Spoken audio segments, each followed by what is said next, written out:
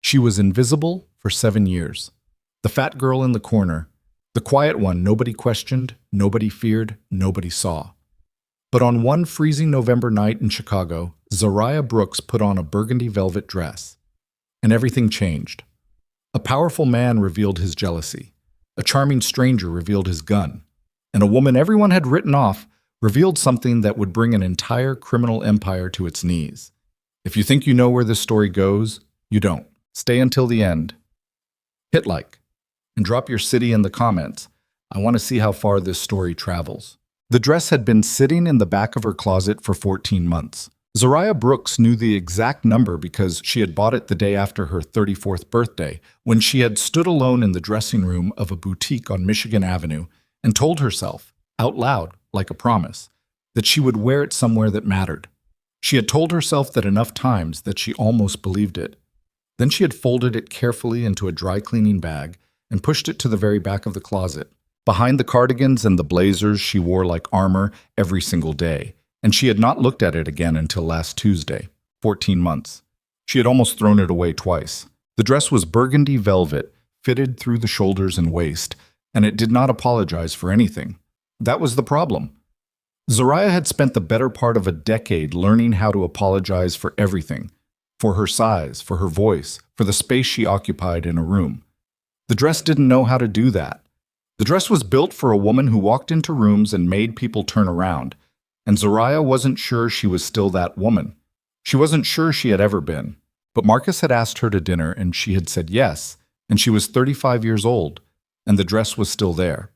So she put it on. The offices of Black Ridge Global Logistics occupied the top 3 floors of a glass tower on Walker Drive, and at 6:45 on a Thursday evening in November, most of those floors were empty. The cleaning crew had already come through.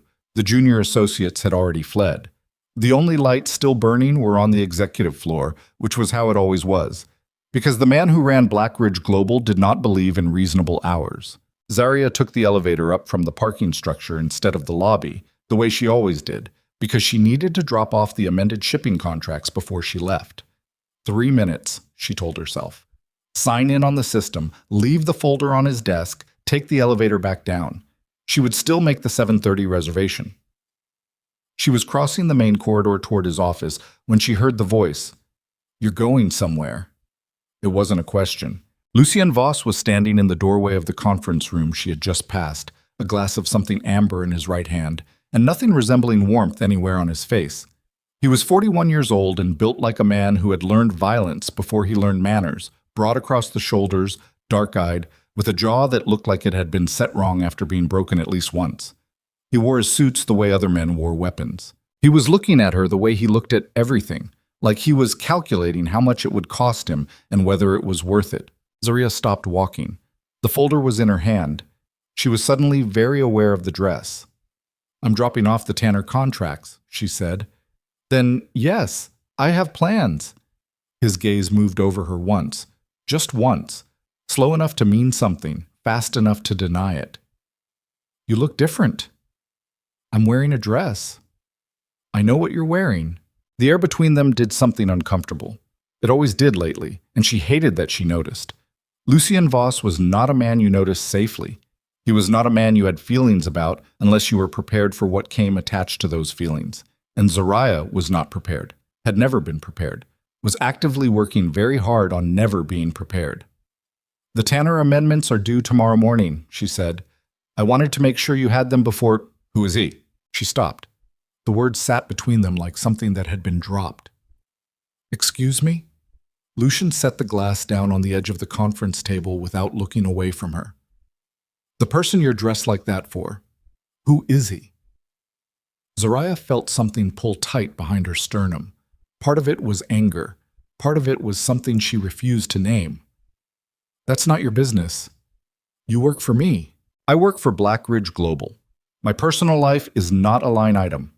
She heard herself, the flatness in her own voice, the careful control she had built over 7 years of standing in the same building as this man and pretending she was fine. I'll leave the contracts on your desk. She walked past him. She did not look back. She felt his eyes on her all the way down the corridor, and she kept her spine straight and her pace even, and she She absolutely did not let herself think about the way his voice had sounded when he said, "Who is he?" Like the answer actually mattered to him. She left the folder on his desk. She took the elevator down. She was 11 minutes late to dinner. The restaurant was called Sable, and it was the kind of place that understood restraint, low lighting, white tablecloths, the soft movement of waitstaff who had been trained to be invisible. Marcus Hale was already seated when Zariah arrived, and he stood up when he saw her, which was such a small thing, and yet it hit her somewhere undefended because men did not often stand up when she entered rooms. They looked past her. They looked through her. They had been doing it for most of her adult life, and she had decided, somewhere around year 6 of her invisible decade, that it was fine, that she didn't need it, that she had built a whole life without it, and the life was good and full and enough. Marcus Hale stood up and smiled like she was worth standing up for.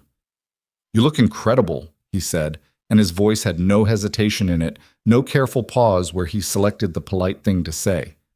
He just said it. Zariah sat down. Her hands were steadier than she expected. He was 37, tall and dark-skinned, with close-cropped hair, and the kind of easy confidence that came from never having questioned his right to take up space. They had met 3 weeks ago at a fundraiser for the Chicago Public Library, where Zariah had been representing Black Ridge Global in an official capacity, meaning she had attended alone, stood near the canapes, and tried to look like she was exactly where she wanted to be. Marcus had appeared beside her and asked if she thought the salmon was as aggressively mediocre as he did, and she had laughed, genuinely, not the polite professional version she kept for work events. And they had talked for 2 hours about books and city infrastructure and terrible salmon, and at the end of the evening he had asked for her number with no performance, no calculation, just a direct question from someone who apparently wanted the answer. She had given it to him. 3 weeks. She had made herself wait 3 weeks before agreeing to dinner because she was careful. Zariah Brooks was always careful. The first hour was easy. He asked about her work, and she gave him the version she always gave. Executive assistant, logistics company, 7 years in the same building. He talked about his own work, something in private equity, and he was good at it. Not the kind of good that needed constant validation, just quietly competent and direct. He was funny without working at it. He refilled her water glass without being asked. He looked at her when she spoke. She let herself have the hour. She was aware that she was letting herself have it, that there was a part of her brain that was standing slightly outside the evening watching it happen and waiting for it to stop, but she made that part of herself be quiet. 1 hour. She deserved 1 hour. The second hour was when everything changed. "Tell me more about the logistics side," Marcus said, and his voice had shifted. Not dramatically, not in a way she could have named in the first moment, but Zariah had spent 7 years developing a very specific set of ears, and those ears caught something in the shift, a precision, a focus that hadn't been there before. "There's not much to tell," she said carefully. "I schedule meetings. I manage correspondence." "But the company moves what? Cargo? Freight?" He leaned forward slightly. The candlelight caught his face in a way that had looked warm an hour ago and now looked different. "I've heard Black Ridge has some very interesting Canadian contracts." Her hands had been wrapped around her wine glass. She set it down very slowly. "Where did you hear that?" "Business circles. It's a well-regarded company." He smiled. "Lucien Voss has a reputation." "Most people in logistics do." "Sure," he nodded. "But the northern shipping routes, the ones that move through Thunder Bay, those are unusual for a company this size. Black Ridge is moving a volume of freight that doesn't match their declared revenue. I'm just curious how that works administratively. Routing documents, offshore accounts, the compliance side. I think you should stop talking." The words came out quiet, flat. The same voice she used when she caught a junior associate falsifying expense reports. The voice that did not leave room for argument. Marcus looked at her for a moment, and something behind his eyes recalculated. "Zariah, you are not in private equity." She kept her voice low, her face neutral, because they were in a public restaurant and she was not going to have this visible. "You're asking me about confidential financial infrastructure for a company where I am an executive-level employee. You used a social situation to access me, and you waited until I was comfortable. Until I was actually comfortable, sir, before you started pushing." Her voice did not break, She would not let it break. Do you know how long it's been since I've been on a date? He had the decency to look uncomfortable. I'm sorry. Don't. She put her napkin on the table and picked up her coat. Don't apologize, it's worse. She stood up. He didn't stand this time. She walked through the restaurant with her spine straight and her face clear, and she made it all the way out the front door and halfway down the block before she stopped walking, pressed herself against the cold brick of the building beside her, and let herself feel the full weight of it for exactly 30 seconds. The cold November air hit her bare arms, and she stood in the burgundy velvet dress on a street in Chicago at 9 o'clock at night. And she felt the particular humiliation of having hoped, of having let herself have the hour, of standing up and being visible, and having that visibility used against her. 30 seconds. She had learned that you could endure most things if you were only doing them for 30 seconds. Then she straightened up, checked for her phone to call in car, and heard footsteps behind her. There were 2 of them. She didn't see them clearly at first, just registered the movement and the direction, and the part of her brain that had been carefully trained over 7 years of proximity to danger did what it was built to do. It calculated exits. The alley to her left, the restaurant back behind her, too far. The street ahead, not enough people. Ms. Brooks. The voice was male, unhurried, with an accent she couldn't immediately place. We'd like to continue the conversation somewhere more private. She turned around.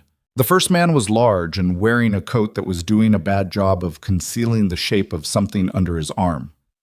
The second man was Marcus Hale, who was no longer looking apologetic or uncomfortable or any of the things she might have forgiven him for. He was looking at her like a problem that needed to be managed. I don't want to continue the conversation, she said. That's all right. The first man's voice was almost gentle. You don't have to want to. She ran, not because she thought she would get far. She knew she wouldn't get far. She ran because running was what you did before you started thinking about what came next, because forward momentum was better than standing still. Because every step she took in the burgundy dress on the frozen sidewalk was a second of being not caught, and she needed seconds. She made it to the entrance of the alley before the first man caught her arm. The grip was casual, professional, the kind that said this man had done this before and had no interest in drama. He turned her around without violence, the way you turn a door handle, and Zariah planted her feet and thought, very clearly, very deliberately, the way she thought about everything, that she was not going to scream. Screaming gave people a role. She wasn't going to give anyone a role. The car is waiting, the man said. Marcus was standing at the alley entrance. He still had his hands in his coat pockets. He wouldn't look at her directly, and she cataloged that, filed it away, found it useful. He was not comfortable. He was doing a job. That was different from what he was pretending to be, and the difference mattered, though she couldn't see how yet. Whose car? She said. People who want information. I'm an executive assistant. You're more than that. The man's grip on her arm didn't change. That's why we're here. She kept her breathing level. Around them, the alley was dark and cold and utterly private. The wind had picked up off the lake. The velvet dress was doing absolutely nothing to keep the cold out, and she was standing in heels, and the man holding her arm outweighed her by at least 80 pounds, and the situation was what it was. What it was bad. She thought about Lucian's face in the conference room doorway. Who is he? The way he'd said it, the way he'd watched her walk away. She thought about the contracts she had left on his desk, whether he had looked at them, whether he was still in the building. She thought about all the things she had built quietly, in the dark, over 7 years, and whether any of them would matter right now, in this alley, in this dress, with this man's hand on her arm and Marcus Hale standing 20 feet away, refusing to look her in the eyes. The vehicle appeared at the end of the alley, black, armored, running without lights. Not the car that had been waiting for her. A different car. 3 of them, actually. The alley filled up very fast. The SUVs had barely stopped before doors were opening, and the men who came out of them moved with the kind of coordinated efficiency that took years to build. The kind of efficiency that didn't waste motion or breath or anything at all. They were wearing dark gear, and they were not carrying their weapons casually. This was not a show. This was a response. The man holding Zariah's arm made a sound that she would not have expected from someone his size. A short, startled exhale, the kind that comes before a decision. And then he released her. Fast, like her arm had become something expensive to hold. Marcus Hale bolted for the alley exit and made it about 4 steps. The scene had the strange, compressed quality of something that happens much faster than you can process in the moment. Bodies moving, voices issuing commands in clipped professional language, the sound of metal against concrete somewhere to her left. Zariah stood where she was. She had learned a long time ago that the worst thing you could do in a fast-moving situation was move without knowing where you were moving to. She stood in the center of the alley in her burgundy dress and her heels, and she watched it happen, and she breathed. Then the last SUV door opened, and Lucien Voss stepped out. He was not wearing a suit jacket. His sleeves were rolled to the elbows. He walked through the controlled chaos of his security team like it was furniture, stepping around it without looking at it, his eyes on the single fixed point in the alley that was Zariah Brooks, standing alone in the cold. He crossed the distance between them and stopped close enough that she could have reached out and touched him. His breath made small clouds in the frozen air. His face was doing the thing it almost never did, which was to look like it was having difficulty staying composed. "Are you hurt?" The voice was stripped of everything. No edge, no authority, just the question. "No." She held his gaze. "How did you know?" "I know everything that happens to people in my orbit." He said it without apology. There was something in his expression she couldn't categorize, something she had never seen him let be visible, and it was bothering her more than the men who had grabbed her arm. That man, he was working for someone. She kept her voice even. He was after information, shipping routes, offshore structures, the Canadian accounts. She watched Lucien's face tighten at that. He knew things he shouldn't have known. This wasn't random. "No." He looked at her for a moment longer than necessary. It wasn't. Behind them, his team was efficiently resolving the situation in ways she chose not to observe in detail. In front of her, Lucien Voss, the man she had worked beside for 7 years without ever fully letting herself look at, was looking at her like he was angry at himself for something. "I told you," he said very quietly, "that someone was waiting for you dressed like that." She felt a hot flare of something in her chest that was not entirely anger. "You don't get credit for jealousy after the fact. That's not what I—" He stopped, breathed. "This was planned. They targeted you specifically, which means they know what you are." She went very still. "What I am," she repeated. "What you know." His eyes were steady on hers. "What you've built." The alley had gone quiet. His team had finished. The November wind pushed between them, and she stood in the velvet dress in the cold and felt the thing she had been carefully not feeling for 7 years begin to push through the walls she had built around it. He knew.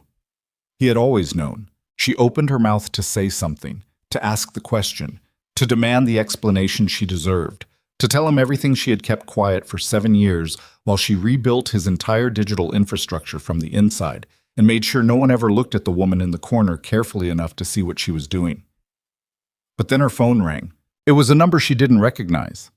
Chicago area code, but the specific sequence of digits meant something because Zariah had built a system years ago for contacts she needed to receive even when she needed to not receive it. And the sequence was part of that system, and the fact that it was ringing meant someone inside the structure she had built, someone who should not have known to call it, was calling it. She looked at Lucien. He was looking at her phone. "Don't answer it here," he said. "I know," she said. She was already walking toward the SUV. The SUV smelled like leather and cold air, and something metallic that Zariah chose not to think about too carefully. She was in the back seat, Lucien beside her, and the vehicle was moving before either of them spoke. Outside the tinted windows, Chicago slid past in streaks of orange and white. The bridge lights over the river, the hard geometry of the loop, the lake somewhere to the east, invisible but present the way it always was. A cold weight at the edge of everything. She had her phone in her hand. The unknown number had stopped ringing. She called it back. 3 rings, 4, then a voice she had not heard in 4 years. "You answered." A woman's voice, low and careful. "I wasn't sure you would." "Danny." Zariah's voice came out flatter than she intended. Beside her, she felt Lucien go still in the way that dangerous men went still. Not visibly, not dramatically, just a quality of attention that shifted toward her like a compass needle finding north. "Where are you calling from?" "Doesn't matter. What matters is they found you." A breath. "I told you they would eventually. I told you 4 years ago." "You told me a lot of things 4 years ago." "Zariah, who hired them?" She kept her voice even. The SUV hit a pothole and her shoulder brushed Lucien, and she shifted away from the contact without thinking. "The men tonight. Who sent them?" A pause that lasted 1 beat too long. "How much does your employer know about you?" "Answer the question. How much does he know, Zariah? This matters." She looked at Lucien. He was watching the road ahead, his profile hard in the passing streetlights, and she could tell from the angle of his jaw that he was listening to every word of a conversation he could only hear one side of. "Enough," she said into the phone. "Then you're already behind." Danny's voice dropped further, something careful in it now, something almost afraid, and Danny was not a woman who did afraid, which meant the fear was real. "The group that hired those men tonight, they're not after Blackridge's money. They're after the architecture, the network you built. They want to own the infrastructure, not steal from it. Do you understand what I'm saying?" Zariah understood exactly what she was saying. It landed in her stomach like cold water. "Who are they?" she said. "Kessler Group. Marcus Hale is a ghost. The name is 6 weeks old. The man behind the contract is a man named Darian Croft. He runs a competing logistics syndicate out of Detroit, and he has been building toward a Chicago takeover for 18 months. He needed your encryption keys. He needed the routing architecture." Another breath. "He needed you," Lucien said very quietly without looking at her. "Croft." Zariah pulled the phone slightly from her ear and looked at him. The name had landed on him the way names landed on men who had been in wars. Recognition without surprise, the particular weariness of an expected thing finally arriving. "You know that name," she said. "I know that name." She put the phone back to her ear. "Danny, I'll call you back in 20 minutes. "Zariah, don't—" She ended the call. The SUV was pulling up to the private entrance of Lucien's building. The driver had not spoken once. Zariah sat with her phone in her lap and looked at the glass and steel of the tower and thought about the number of times she had entered this building over 7 years. The mornings and evenings and weekends. The hours she had given to this place without anyone ever asking where they were going. Because that was the deal she had made with herself when she took the job. She would be invisible. She would be necessary. She would be safe. Darian Croft had just demonstrated that safe was a story she had been telling herself. She got out of the SUV without waiting for anyone to open the door. The penthouse occupied the entire upper floor, and it was, she had always thought, less a home than a position. Everything in it was chosen for what it communicated rather than what it felt like. The furniture was severe and expensive, the art minimal and deliberately difficult. The windows ran floor to ceiling on 3 sides, and the city spread below them like a circuit board, all lit pathways and dark spaces. And she had stood at those windows 100 times over the years while delivering briefings or coordinating logistics for meetings that happened in this room, and she had never once let herself think about how much of this city she could see from up here. She was thinking about it now. Lucien poured 2 glasses of water and set one on the table in front of her without asking. She didn't touch it. "Darian Croft," she said, "tell me." He sat down across from her, not behind a desk, just in the same room in the same cold light, which was unusual for him. Lucien Voss conducted almost every serious conversation from behind some form of furniture. The absence of it felt significant. "Croft runs a logistics network out of Detroit that we've been in indirect competition with for 3 years, he said. "It's not freight. It's the same kind of infrastructure Blackridge operates. He's been pushing west. Chicago is the last major market he doesn't control. And you've been holding him off." "We've been holding him off." The correction was quiet but deliberate. She looked at him steadily. "What does that mean?"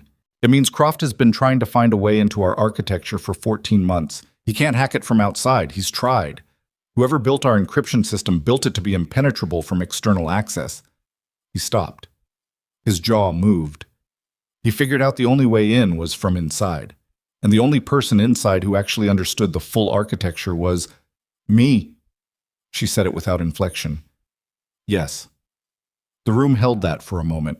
Zariah stood up. She didn't have a destination, she just needed to not be sitting, and she crossed to the window and stood with her arms at her sides and looked at the city and breathed carefully, because the thing happening inside her chest right now was not something she could afford to let become visible. You knew. She said it to her own reflection in the glass. You knew what I'd built. You knew the scope of it, and you never said anything. What would I have said? That I wasn't invisible. The words came out harder than she intended. That would have been a reasonable place to start. She heard him stand. His reflection appeared in the glass a few feet behind her, large, dark-suited, careful in a way he was rarely careful. I kept you invisible, he said, because invisible was safe. If Croft or anyone else like him knew what you were, they found out anyway. She turned around. She was close enough to see the lines at the corners of his eyes, the particular tightness in his expression that she had learned over 7 years to read like weather. Keeping me invisible didn't protect me. It just meant I was alone with the information. Zoraya, how long? She held his gaze. How long have you known the full extent of what I built? A muscle in his jaw moved. From the beginning. You hired me knowing. I hired you because of the Meridian scandal. His voice was level, but there was something under it, something she rarely heard from him, which was the sound of a man who was aware he owed an explanation. I knew who you were before you walked through the door. Master's degree, cybersecurity, and cryptography, top of your program. The Meridian collapse wasn't your fault, and I knew that too. You built the system that exposed what they were doing, and they buried you for it. I gave you a position that wouldn't draw attention because I needed what you knew, and I needed to keep it quiet. She stared at him. The anger was a clean, hard thing, like ice. You recruited me under cover of hiring me. Yes, and paid me an executive assistant's salary. The silence that followed was its own kind of answer. Get me my laptop, she said. Zoraya, get me my laptop and clear me access to the main network terminals. Her voice had gone to the place it went when she was working, flat and purposeful, and stripped of everything personal. If Croft sent those men tonight, then tonight was not his opening move. It was a middle move, which means there are moves that already happened that I don't know about yet. I need to see everything. He looked at her for 3 full seconds. Then he turned and said something quietly to the security lead who had appeared in the doorway, and within 4 minutes she had a laptop and a secondary monitor set up on the conference table and access codes to systems she was not officially supposed to know existed. She sat down and started working. The picture assembled itself in pieces, the way bad news always did. Not all at once, never all at once, but in increments that forced you to adjust your understanding just before the next increment arrived and required another adjustment. By 11 o'clock, she had 15 browser windows open and 4 encrypted drive directories and a legal pad filled with notations in the cramped shorthand she used when her brain was moving faster than she wanted to slow down for. Lucien sat across his table and watched her work. He had his own phone out occasionally, issuing short instructions to people she couldn't hear, but mostly he just watched. She had always been aware of being watched by him in the building. It was a specific feeling she had cataloged and filed under things she did not examine. But this was different. This was him watching her work and not looking away, and there was something in his expression she didn't have time to catalog right now, so she filed it for later and kept her eyes on the screen. At 11:20, she found the first thing. 3 of your Canadian shipping routes have been ghost rerouted, she said, not looking up. Her fingers had paused on the keyboard. The rerouting happened 72 hours ago. Whoever did it used a mirror protocol that was good enough to fool the automated monitoring, but the timestamp signatures don't match the traffic pattern. Someone inside the network made the change. The temperature in the room changed. She could feel it without looking at him. Someone inside, he repeated. The authorization codes used were Tier 3 clearance. She looked up now. That's facilities management and lower logistics staff. It's not the kind of access that moves international routes. Someone used low-level credentials to access functions they shouldn't have been able to reach. Can you trace who? I'm already tracing. She looked back down. But Lucien, this is what I'm trying to tell you. The rerouting is only the visible part. If they have inside access, the question isn't what they've already moved. The question is what they've already read. She pulled up a secondary directory and ran a search function. Your offshore account documentation. The compliance files, the full routing manifests. If those were accessed, were they? She found the access log, opened it, scanned it. The log had been partially wiped. The partial wipe was itself information. Whoever had done it was good but not perfect, or had been working fast, or had not expected anyone to look at the specific timestamp cluster she was currently looking at. She could see the shape of what had been removed, even if she couldn't fully reconstruct the content. Yes, she said. 3 days ago. He stood up. The controlled quiet he had maintained for the past hour cracked. Not loudly, not with any external drama, but she had been in the same room as Lucian Voss for 7 years, and she knew what it looked like when his control cracked. It was in the set of his shoulders. It was in the way he moved to the window with too much intention. 3 days, he said to the glass, which means tonight wasn't about getting the information. They already have some of it. Tonight was about getting me. She kept her voice methodical because that was the only thing that would help either of them right now. They needed me to fill the gaps. The inside access got them the raw data, but our encryption layers require live decryption keys. Keys that exist only in active implementation. They can't use what they stole without someone who understands the full architecture. He turned around. You. Only me. She held his gaze. I'm the gap. I'm the missing piece. The silence between them was different now. It had weight and shape, and she was tired, suddenly and completely, with the particular exhaustion that came from having built something for years in the dark and then watching it become the reason someone put a hand on your arm in an alley. She was tired of being the missing piece. She was tired of being the thing people needed without anyone asking whether she was all right. She didn't say any of that. She put her hands back on the keyboard. I need to know who inside gave them access, she said. And I need your IT security director in this room within the hour. Not because I can't work alone, because I need someone who can answer questions about physical server access, and I need that person accountable in front of you when I ask the questions. Reyes, he said into his phone. Get me Harlan. Now. Yes, now. She was already 3 directories deeper when her phone buzzed on the table. The Danny number again. She picked it up. 20 minutes was 30 minutes ago, Danny said. I was busy. She minimized a window and pulled up another. Who is your source on Croft? Someone who's been inside his Detroit operation for 8 months. Someone who came to me because they were running out of options. Running out of options because Croft found out, or because they're trying to negotiate their way to safety before the Chicago move happens? A pause. Second one. So your source is scared and looking for a deal, which means their information is real but filtered. She thought about that. Can I talk to them directly? That's not... Danny. She stopped typing and held the phone with both hands, the way she did when she needed whoever she was talking to understand that this was the real version of her, not the managed version. 4 years ago, you came to me with a crisis, and I solved it. I solved it without asking you what it would cost me, and it cost me everything. I lost my position, I lost my reputation, and I spent 18 months rebuilding from a desk job because the people who should have protected me decided that protecting me was inconvenient. Her voice was steady. The steadiness was costing her something. You owe me a direct line to your source, and you know it. The silence on the other end was long. I'll set it up, Danny said finally. Tomorrow morning, 7 a.m. Make it 6. She hung up. Across the room, the door opened and a man in his 50s entered. Harlan, the IT security director, in a coat he hadn't taken time to remove, and an expression that suggested he had been pulled from somewhere he hadn't wanted to leave. He was a competent man, and a careful one, and he had been running Black Ridge's official IT operations for 5 years. And he had never once asked Zariah Brooks what she actually did, because Zariah Brooks was the executive assistant, and why would he? He stopped when he saw the screens, the number of screens, the directories, the depth of what was open. He looked at Lucian. What is she doing in our back-end infrastructure? She built your back-end infrastructure, Lucian said. Harlan stared at her.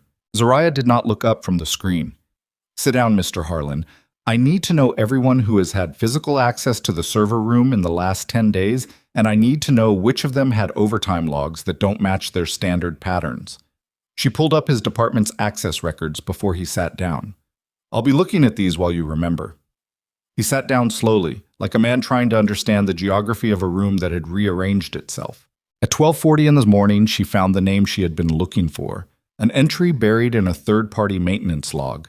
A technician who had been given access 2 weeks ago for what the paperwork described as a routine cooling system inspection, whose name matched no employee record, whose badge number was one digit transposed from a valid number in a way that would look like a data entry error to anyone checking quickly.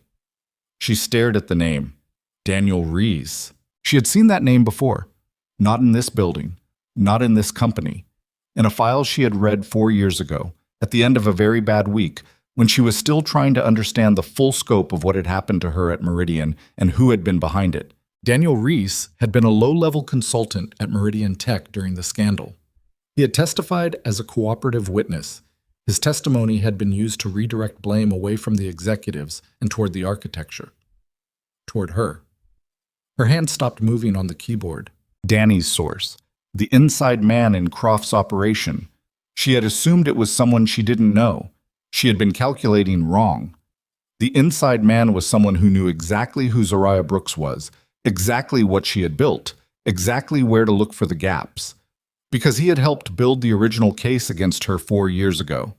And he had been inside Croft's operation, and the question was not whether he was Danny's source. The question was whose side he was actually on. She looked at Lucian. He was watching her face, and he was reading it the way he read everything. Precisely, without asking the question out loud. "What did you find?" he said. "I think," she said slowly, "that the 6 a.m. call tomorrow may be a setup." The room held that. Outside the windows, the city was still lit and moving and vast. And somewhere in it, Darian Croft's people were doing whatever the next move was. And Zariah Brooks was sitting in a penthouse in a velvet dress with cold coffee and 3 hours of sleep ahead of her at best.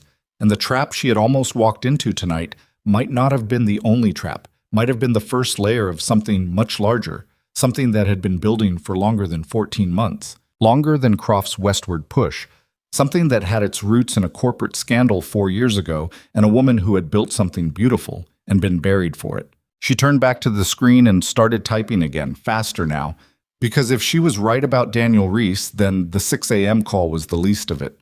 If she was right about Daniel Rees, then someone had known she would end up in this room tonight, had planned for exactly this sequence of events, and the architecture she had built to protect Blackridge Global might already have a door in it that she had not put there herself. She opened the deepest layer of the encryption framework and began checking every line.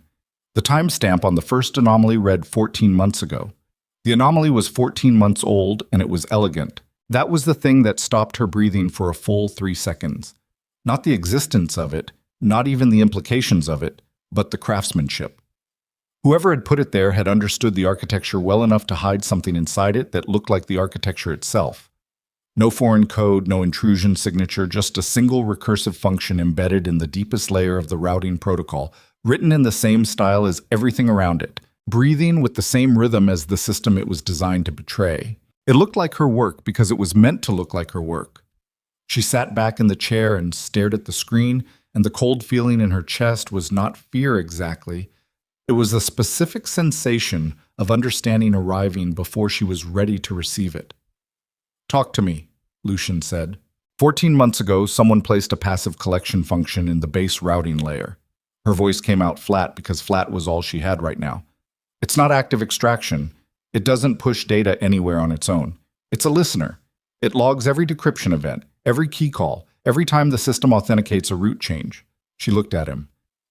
It's been recording the architecture in use, not stealing it outright, learning it, building a mirror in real time.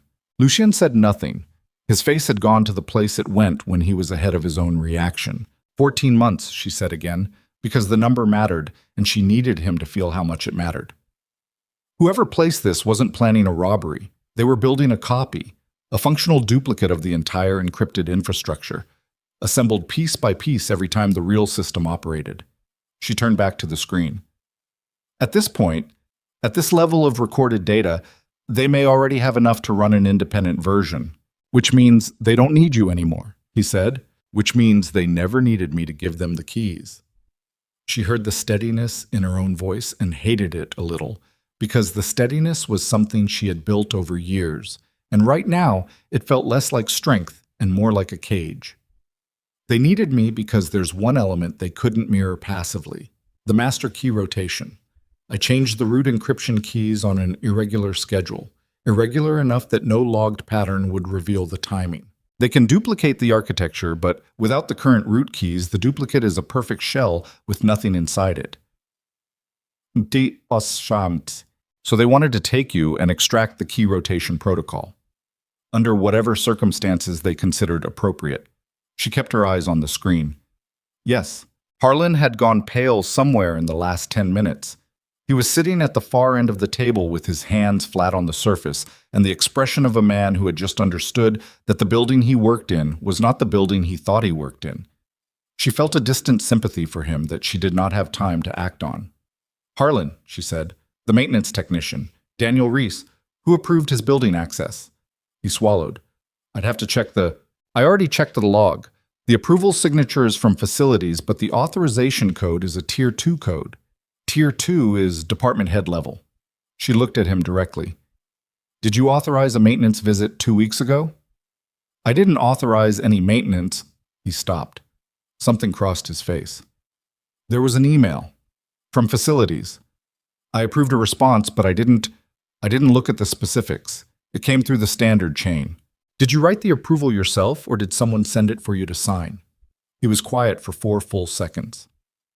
"My assistant drafted it. Standard procedure when the request comes from facilities." She wrote the assistant's name on the legal pad. Put a circle around it. Not because the assistant was necessarily involved, but because the assistant was a gap she needed to close. "I need to speak with your assistant first thing in the morning," she said. "It's already 1:15, Harlan said, as if the time were relevant. "I know what time it is." She turned back to the screen. Lucian had his phone out again.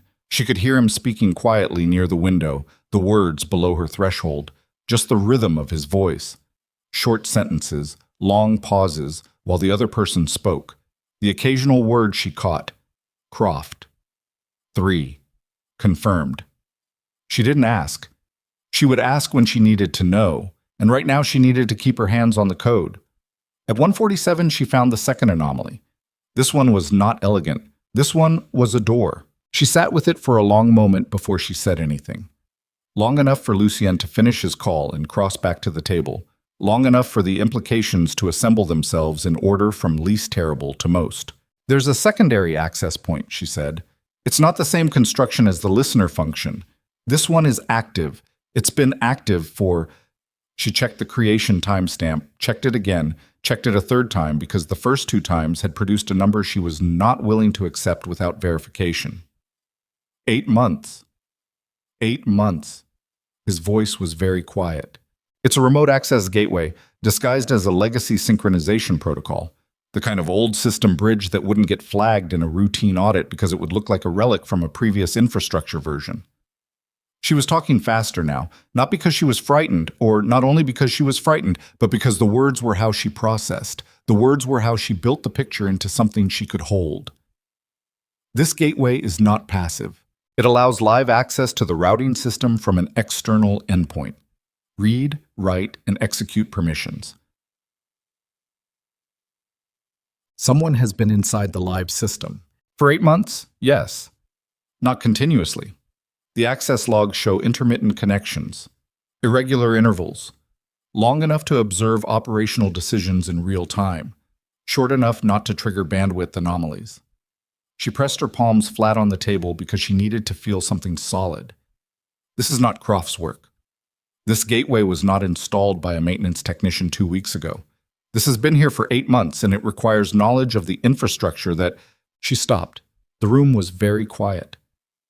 "That only I have," she finished. She turned and looked at Harlan. He was already shaking his head, hands raised slightly, the defensive posture of a man who needed to not be in this conversation.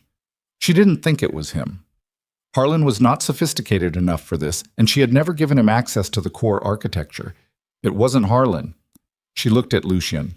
He was looking back at her, and his face was doing something she had never seen it do, which was to hold 2 contradictory expressions simultaneously. The deliberate control of a man who had survived everything by not letting things reach him. And underneath it, barely contained, something that looked like guilt. "Lucien." Her voice was not flat now. Is there something you need to tell me? He held her gaze for 3 seconds. 2, 1. 17 months ago, he said, I hired a consultant. Someone I believed was trustworthy with a background in infrastructure security. I brought them in to conduct an independent evaluation of our digital systems, not to access the core, just to assess the outer perimeter. She was already seeing where this was going, and her jaw had tightened. I didn't tell you, he continued, because I didn't want you to feel surveilled. You had someone evaluate the system I built without telling me. The outer perimeter, I didn't give them core access. You didn't give them core access, she repeated, but they were in the building. They were looking at the architecture. They were inside the outer perimeter, which means they saw the structural logic of the inner system even if they couldn't touch it. She stood up. She needed to stand up. Who was the consultant? He said the name. She heard it. She processed it. She stood very still in the middle of the room and let the full weight of it settle onto her. The name was Victor Ashby. Victor Ashby had been her thesis advisor at Northwestern. He had been the most brilliant systems architect she had ever worked with, and he had written the recommendation that got her the Meridian position. And he had been conspicuously silent during the Meridian scandal when his word could have changed everything.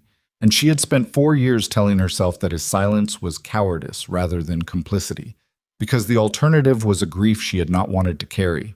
Victor Ashby, she said. Her voice came from somewhere outside herself. You know him. He was my mentor. The word felt like something she was holding incorrectly. He's the person who taught me the theoretical frameworks I used to build this system. If he saw the outer architecture, if he saw the structural logic, he would not have needed core access to understand what was inside it. He would have read it the way you read a face. She turned away from Lucien. She turned toward the window. The city was still there, still lit, still indifferent. He built the door. Zariah, he built the door. She said it again because saying it once had not made it real enough.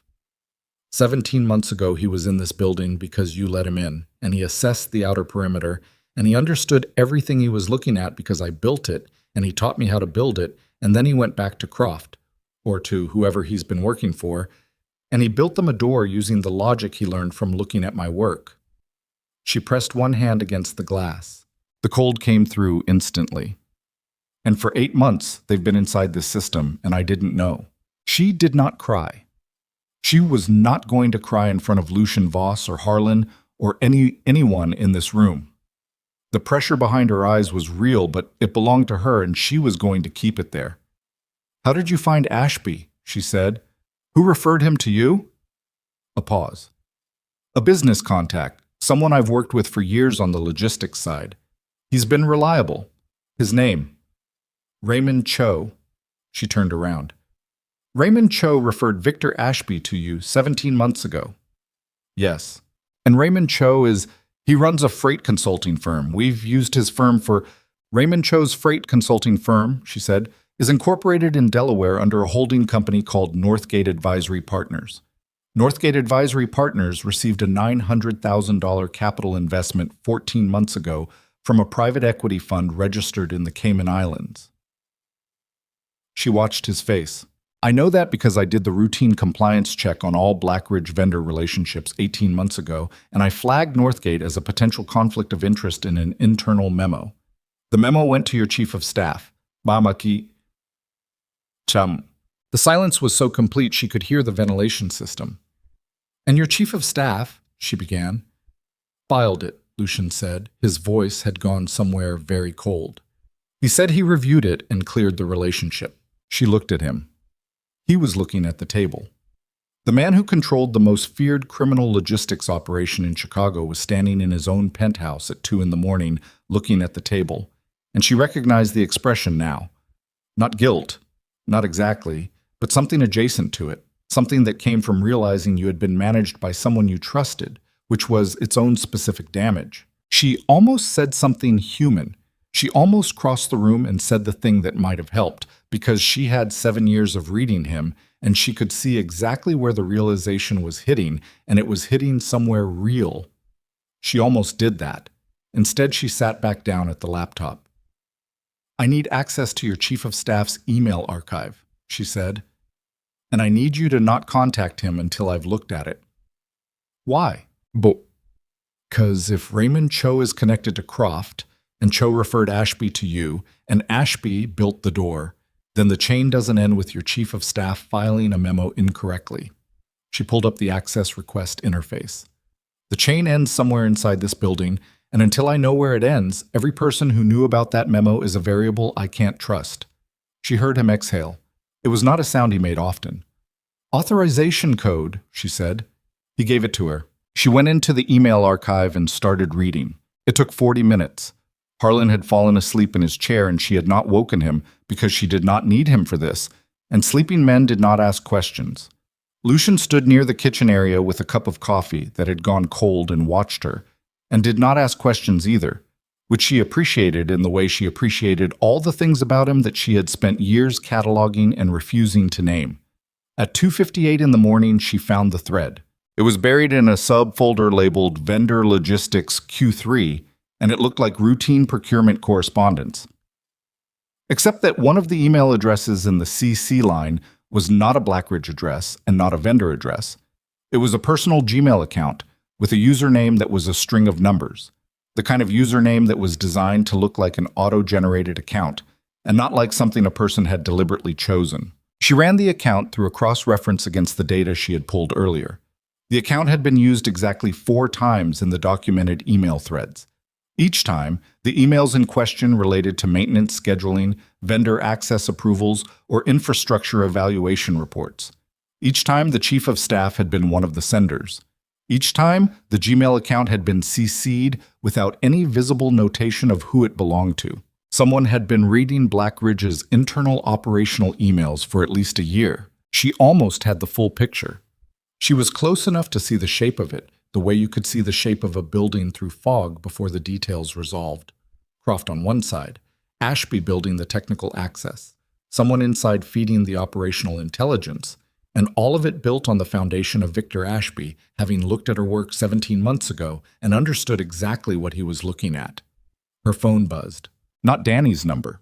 Not a number she recognized at all, which was different from the earlier unrecognized number. This one had no area code visible, just 11 digits starting with a prefix she did not see in domestic calls. She looked at the phone. She looked at the time. Then she answered. "Miss Brooks." The voice was male, older, with a mid-Atlantic accent that sounded like something practiced rather than natural. "I apologize for the hour." She said nothing. "I think you've been having a very educational evening," the voice continued. "I think you found a number of things that have clarified the situation considerably, and I think you've arrived at a point where you understand that the problem is larger than Darian Croft." "Who is this?" she said. "Someone who's been watching your career for a long time." A pause. "Much longer than Mr. Voss has." Lucien was across the room in 8 steps. He stopped beside her, his hand moving toward the phone, and she pulled it slightly away from him. Not refusing, just holding position, because she needed to hear what came next before she decided what to do with the information. "What do you want?" she said into the phone. "The same thing I've always wanted? The same thing that got you buried at Meridian 4 years ago." The voice was almost pleasant. Almost. "I want the architecture, Ms. Brooks. Not a copy. Not a mirror. I want the real thing. And I want the woman who built it. And I want you to understand that the choice you make in the next 12 hours will determine whether Chicago remembers you as the woman who saved Blackridge Global or the woman who destroyed it. And if I say no, then tomorrow morning at 9 a.m., federal regulators receive documentation, very convincing documentation, showing that the encrypted logistics network you built was designed from the beginning to facilitate financial crimes, that you weren't a victim of the Meridian scandal, that you were the architect of it, that everything you've built since is a continuation of the same pattern." Another pause. "All the evidence was assembled very carefully, by someone who knows your work better than anyone alive." She felt the air leave the room. Victor Ashby. Not just the door, the whole frame, the whole house. Everything she had built turned into a confession in someone else's handwriting.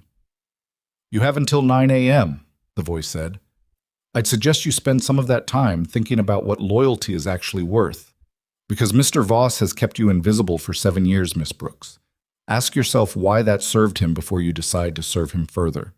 The call ended. She lowered the phone. Her hands were steady. They were steady because they had no other option. Lucien was looking at her and she was looking at the phone, and the room was very quiet, and outside the windows the city was beginning, barely, incrementally, to lighten toward the first gray edge of morning. "Tell me," he said. She looked up. "Someone has fabricated evidence that frames me for the Meridian scandal and every financial crime in Blackridge's history. They'll release it to federal regulators at 9 a.m. unless I hand over the architecture and myself." She kept her voice level and hated herself a little for managing it so well. "The person who built the fabricated evidence is Victor Ashby, which means it will be credible, which means if it reaches regulators, I won't be defending myself against flimsy accusations. I'll be defending myself against documentation built by the person who knows my methods better than I do. There's nothing you can do before 9 a.m. that counters a federal filing," she said. "That's not how it works, and you know it." She set the phone on the table. "The moment that documentation hits a federal desk, Blackridge is frozen pending investigation. Your assets, your accounts, your routes, everything stops. Which is exactly what Croft wants. You can't fight a hostile takeover if your resources are locked." He was very still.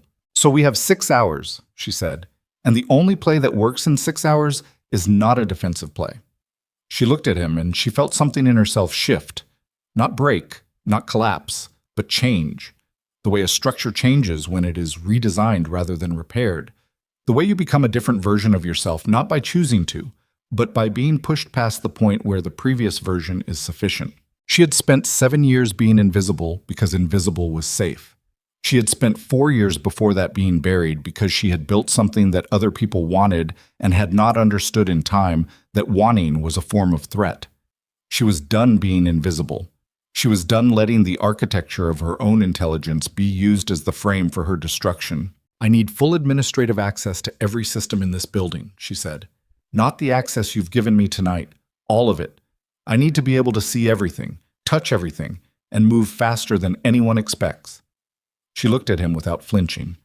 "And I need you to trust me completely for the next 6 hours, which I understand is not something you do, and I'm asking you to do it anyway." He looked at her for a long moment. The city was graying behind him, the first cold edge of morning coming up over the lake. And Zariah Brooks was sitting in a burgundy velvet dress at 3 in the morning with 6 hours to either save everything or lose it. And the man who had kept her invisible for 7 years was the only resource she had. "You have it," he said. She turned back to the screen and pulled up the master administrative interface and began, with cold, deliberate precision, to build the thing that would either end Darian Croft and everyone behind him, or end her. She did not let herself consider the second option for more than the second it took to acknowledge it. Then she got to work. 3 hours and 40 minutes. That was what she had between the moment she pulled up the master administrative interface and the moment she either won or became the most credible white-collar criminal in federal investigative history. She did not write the number down. She kept it in the front of her mind like a metronome, marking time against every action, every decision, every second she spent on something that wasn't the next necessary move. The first hour was architecture. She went into the fabricated evidence first, not because it was the most urgent problem, but because she needed to understand it before she could dismantle it. Ashby had been thorough. She had expected thorough. The man had spent 30 years in systems architecture, and he had taught her everything she knew about building things that lasted, which meant he also knew everything about building things that looked like they had lasted. The documentation he had constructed was a masterwork of false provenance. Transaction logs with her authentication signatures, routing records bearing her cryptographic identifiers, compliance memos in her formatting style with her characteristic notations in the margins. It would have convinced her if she hadn't known she hadn't written it. The signatures were the key. Her authentication protocol used a timestamp salt combination that she rotated on an irregular schedule, the same rotation logic she used for the master encryption keys. The fabricated documents used her signatures, but they used them in a pattern, a slightly too regular interval that would not be visible to a human reviewer, but was visible to her because she was the one who had designed the irregularity in the first place. Ashby had replicated her signature, but he had not replicated her randomness, because true randomness was not replicable without access to the specific cognitive process that generated it, and that process lived only in her. That was the thread. She pulled it. I can prove the fabrication, she said, not looking up. Her fingers were moving fast, pulling the timestamp analysis into a comparative document, running it against her actual key rotation history. The authentication signatures in Ashby's documents follow a pseudo-random pattern. My actual signatures follow a true irregular distribution. I can generate a statistical analysis that demonstrates the discrepancy to a level that would satisfy a federal forensic audit. She paused. But a federal forensic audit takes weeks, and we have 3 hours 20, Lucien said. He had been tracking it too. So proving the fabrication after the fact doesn't help us. I need to discredit it before it lands. She looked at the screen, which means I need to find Ashby's original files, the source material he used to construct the forgeries. If I can locate the construction files, the templates, the signature extraction tools, and get that to a federal contact before 9 a.m., the documentation arrives pre-discredited. Where are the files? On a system I haven't found yet. She was already looking. He wouldn't have used Croft's infrastructure for this. Too exposed. He would have used something independent, something he controlled personally. She went back to the door Ashby had built in the routing layer and looked at it differently. Not as an entry point into Blackridge's system, but as an exit point, a place where data left the building. She traced the intermittent access logs she had found earlier, the 8 months of irregular connections, and instead of looking at what had come in, she looked at what had gone out. The outbound data was small, carefully small, sized to move without triggering bandwidth monitoring. But it was there, regular small packets, each one compressed and encrypted, each one moving to an endpoint she had not tracked yet because she had been looking at the wrong part of the problem. She tracked the endpoint.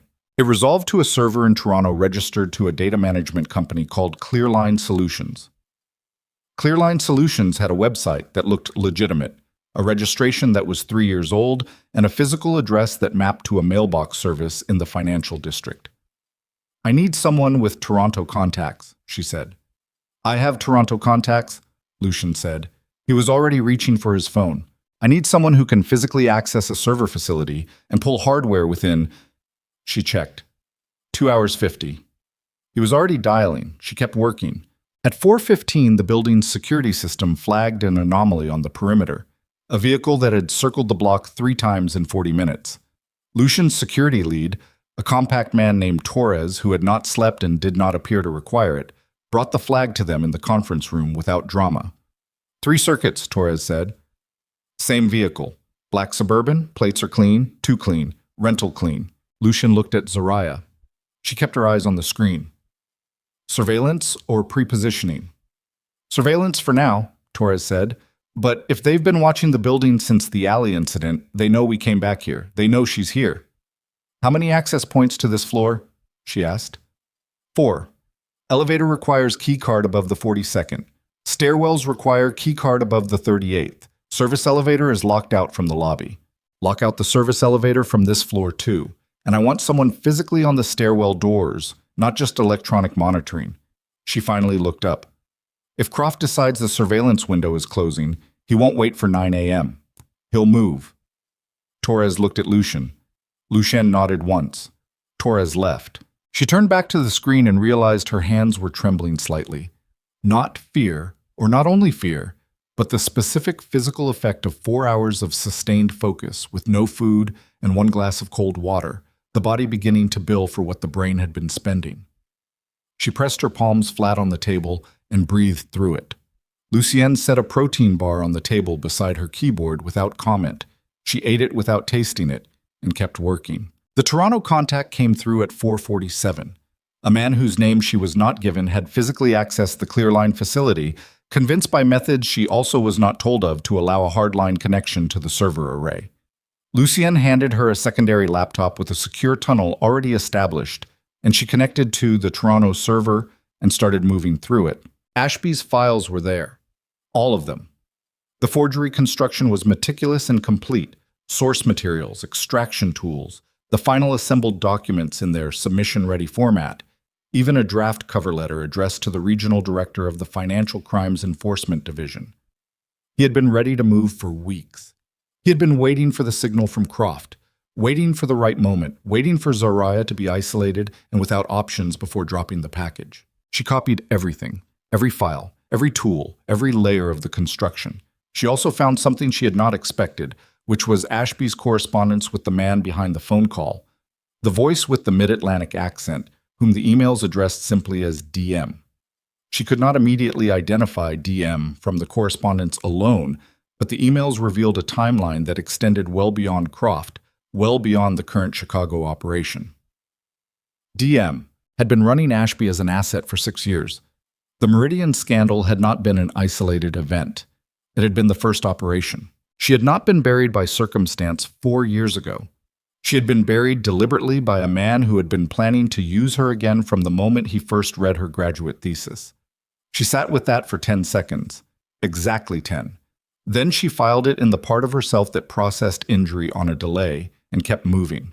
"I have the construction files," she said. "I have Ashby's correspondence with the person running him. I have enough to not only discredit the fabrication, but to demonstrate a 6-year pattern of coordinated fraud and evidence manufacturing." She began transferring files to an encrypted package. "I need a federal contact, not someone Croft can reach, someone clean." Lucian was quiet for a moment. "There's an FBI financial crimes supervisor named Weston. She's been trying to build a case against Croft for 2 years. I've avoided her for obvious reasons, but she's clean. She's been turned down twice for resources because Croft has connections in her chain of command, which means she's been working around her own organization. You have a direct contact for her? I have a number that will reach her." "Then reach her, now. Tell her you have 6 years of fabricated evidence construction, the technical proof of its fabrication, and the server location in Toronto that contains the source materials." She finished the encrypted package and set it to transmit to a dead-drop address she had maintained for 4 years against the possibility of exactly this kind of emergency. "Tell her she has a window before 9 a.m., and if she doesn't move in that window, the window closes and Croft gets the first move." He made the call. She listened to him make it.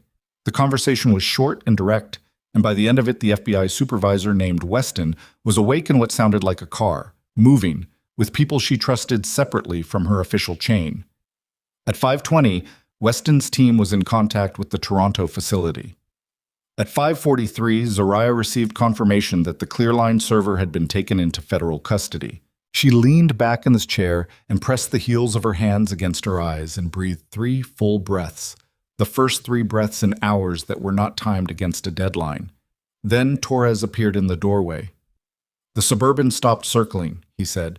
"It's parked, and we have 3 additional vehicles on the east side of the building." The breathing was over. "How many total?" Lucian said. His voice had changed. Something that had been held back for hours was now forward, now operational, and she recognized what it was because she had seen it occasionally across 7 years in controlled doses, the part of Lucian Voss that had not built his empire by being patient. "Minimum 6 vehicles," Torres said, which puts the number at 30 plus, depending on configuration. The room recalibrated around that number. 30 men at 5:40 in the morning meant Croft had decided not to wait for 9. Croft had decided the surveillance window was closing, and the moment his Toronto server went dark, which it had 12 minutes ago, he had lost his leverage, and he knew it. A man with no leverage and 30 armed men did not sit in parked vehicles forever. "Building lockdown," Lucian said. "All non-essential personnel off the floor. I want the elevator shafts locked from the mechanical room, and I want—" The lights went out. Not a flicker, not a partial outage. Full dark, floor by floor, the building's power dropping in a cascade that she heard before she felt. The specific dying sound of systems going offline. The ventilation slowing. The emergency lighting clicking on in pale strips along the floor. "They cut the external feed," she said, already moving her hands back to the laptop, which was running on battery. "And they'll have the backup generator on a timer. They'll let the emergency systems run for 60 seconds to force elevator lock protocols. Then they'll cut the generator and the elevators will be manually operable." "Giving their team access to the shafts," Torres said. "How long?" Lucienne said. She was counting. 40 seconds from when the main power dropped. Maybe less. Torres was already on his radio. The words he said were short, and she didn't track all of them. Positions, doors, the stairwell numbers. Around them, the 3 other members of Lucian's security team on the floor were moving with the efficiency of people who had prepared for this without knowing exactly when it would arrive. 20 seconds. She pulled the routing system's emergency protocol, something she had built into the architecture 3 years ago, and had never needed and had honestly hoped to never need. An emergency partition that physically isolated the core encryption layer from all external connections, triggered not from the main system interface, but from a local command that required her specific biometric confirmation plus a 6-digit code that existed nowhere in any digital record. She ran the partition. The core architecture went dark to the outside world. Ashby's door slammed shut from the inside. Croft's mirror, wherever it was running, suddenly had nothing to mirror against. 10 seconds. The generator cut. The emergency lighting died. They were in complete dark for 4 seconds before Lucien's team activated tactical lights. Narrow white beams moving through the conference room, catching the angles of furniture and faces, and the laptop screen, which was the only light source of any size, running on battery, casting upward into Zoraya's face. She could hear her own heartbeat. She could hear Torres's radio producing clipped responses from the lobby level. She could hear, distantly, the mechanical thunk of elevator shaft access panels being forced somewhere below them. "They're in the shafts," Torres confirmed. Lucien crossed to her in 3 steps. "I need you away from the windows and away from the elevator core." His voice was close to her ear, low, not a request. "I need the laptop." She was already unplugging peripherals, stripping it down to what she could carry. "Then bring the laptop." He put his hand on her arm. Not a grip, not the possessive hold of the man in the alley. Something different. Something she registered in the part of her that was still keeping track of him even now, at 5:47 in the morning in the dark with 30 armed men in the elevator shafts. "Stay close." She stayed close. Torres led them through the dark of the penthouse floor with the tactical light angled low, away from the windows, navigating by a geography he clearly knew from memory. Behind them, she could hear the other security team members taking positions. The sounds were controlled, professional, the sounds of people who were frightened and trained enough that the fear was fuel rather than noise. They moved through the main office corridor and into the server room in the building's interior core. No windows, reinforced walls, the servers themselves dormant now since she had cut the external connections, but still warm, still radiating the residual heat of months of operation. Torres positioned himself at the door. Lucien stood beside her in the narrow space between server racks. She opened the laptop. "Battery at 61%. Good. The partition I ran will hold against external access," she said quietly. "But it doesn't help us if they physically reach the servers. If someone who knows what they're doing gets hands on the hardware, they can attempt a direct extraction. That won't happen." "Lucien, that," he said, "will not happen." She believed him. That was the complicated part of 7 years. She had accumulated enough data on this man to know the difference between bravado and certainty. And what she heard in his voice right now was certainty, and she believed it even as she heard the first sounds of men moving in the building above the ambient noise of their own breathing. She opened the secondary task she had been building in the background since 3 a.m. The financial counteroffensive. She had spent the hours between finding Ashby's files and the power cut building what she needed. Not a defense, not a response to the 9 a.m. filing, but an offensive. Croft's own financial architecture, which she had been inside via the routing system backdoor for the last 2 hours, running his tools against him. His offshore accounts, his shell corporations, his political connections, the same infrastructure he had used to build leverage against Blackridge, now documented, cross-referenced, and packaged with the same meticulous completeness that Ashby had brought to his fabrications. She had built it better. She had built it in 2 hours out of desperation, and it was better than what Ashby had built in 6 years of planning because she was better, and she had always been better, and she was finished apologizing for that. The package was ready. She needed 45 minutes and a stable connection to transmit it to Weston's dead drop. She had no stable connection because the building's network was down with the power. "I need a hotspot," she said. "Personal cell data. Someone's phone tethered to this laptop." "Mine." Lucien was already pulling out his phone. She connected. The signal was 3 bars. It would do. She began the transmission. Somewhere in the building, glass broke. Not close. Somewhere below, a lower floor, the sound traveling up through the structure. Torres's radio crackled. "East stairwell, a voice said on the radio. Breach at 38. Torres looked at Lucien. 4 floors below us. 5 minutes, maybe less. The transmission bar on her screen read 11%. She looked at the number and looked at the time and did the arithmetic. 45 minutes of transmission at 3 bars of signal. She had approximately 4 minutes before the situation in this room became a different kind of problem. 4 minutes would get her to roughly 20%. 20% was not enough.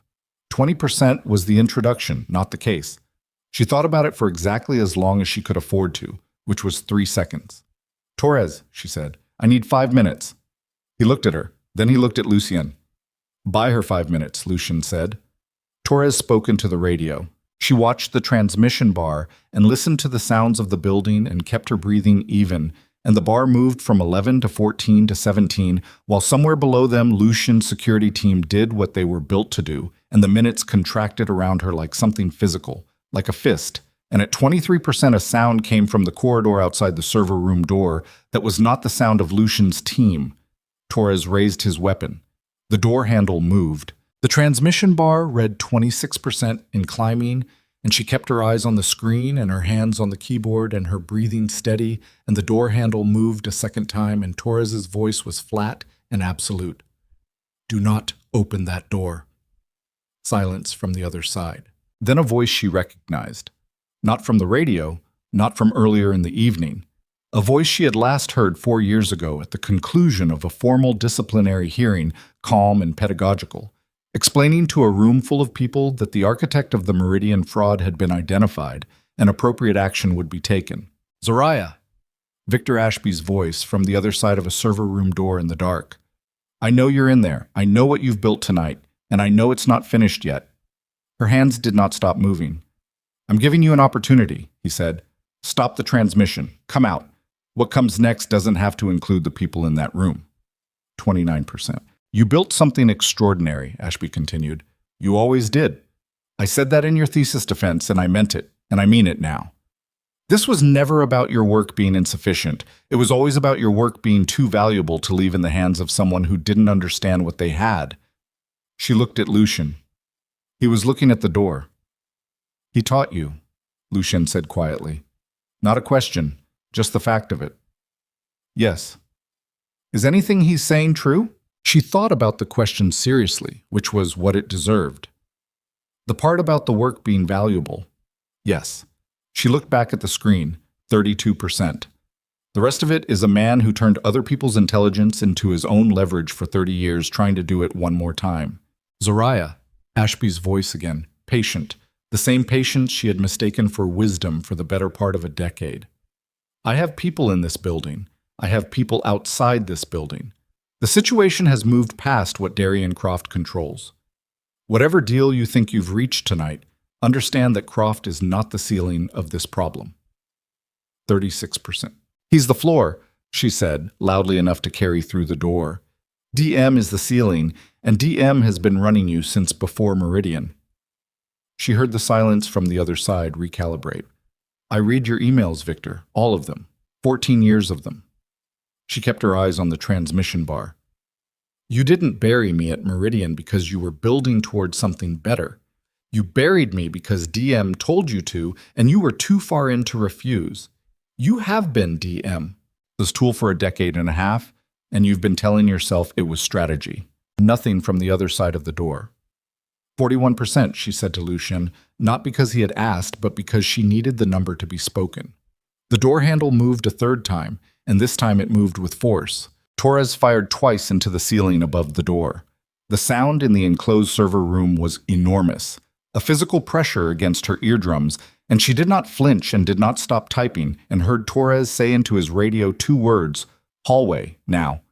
And the sounds from outside shifted and reorganized. 45%. Her phone buzzed on the table beside the laptop. The screen showed a text from Weston's number. Package receipt confirmed at 26%. Enough for warrant authority. Keep going. She kept going. The sounds outside the door were not receding. They were multiplying, the sound of a hallway filling with bodies and competing purposes. And she could hear Lucien's people, and she could hear the other people, and the space between the sounds was contracting. 51%. When this transmits, she said, not looking away from the screen, it's finished. Croft's accounts are frozen.